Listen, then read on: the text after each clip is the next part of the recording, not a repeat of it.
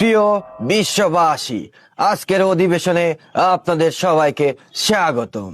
আপনারা সবাই আমাকে চেনেন, জানেন ও গুরু বলে মানেন, তাই আমি আপনাদেরকে আজকে একটি পরামর্শ দিতে আসলাম। এই মুহূর্তে আমেরিকা ও ইরানের ভিতর মিসাইল ছোড়াছুড়ি হচ্ছে। এই প্রতিযোগিতায় যে ফার্স্ট হবে সেই প্রথম হয়ে জিতে যাবে। আর আপনারা সবাই আনন্দ উল্লাস করতেছেন সোশ্যাল মিডিয়ায় এসে কে হবে এই প্রতিযোগিতায় বিজয়ী। কিন্তু ভাই, একটি কথা জেনে রাখেন, সর্বশেষ বিজয়ী আমেরিকাই হবে। কারণ কি জানেন?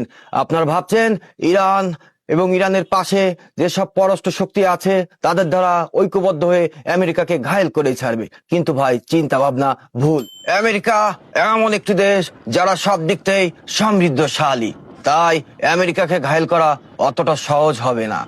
আমেরিকার নিজস্ব ভূখণ্ডে বোমা ফেলার মতো সাহস বা ক্ষমতা এই বিশ্বের কোনো দেশের হয়ে পারেনি। তাই ইরান কেন, ইরানের সাথে যদি এই পৃথিবীর সব শক্তিশালী রাষ্ট্রগুলো ঐক্যবদ্ধ হয়ে আমেরিকাকে অ্যাটাক করে, তবুও আমেরিকার কিচ্ছু করতে পারবে না।